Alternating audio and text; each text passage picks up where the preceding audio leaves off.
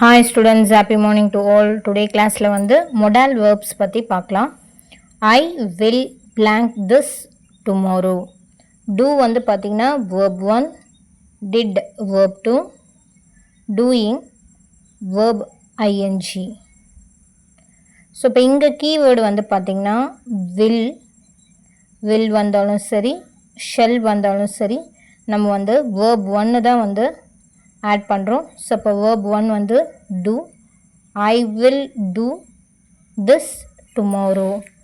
Second வந்து பார்த்திங்கன்னா I will be blank this tomorrow at this hour.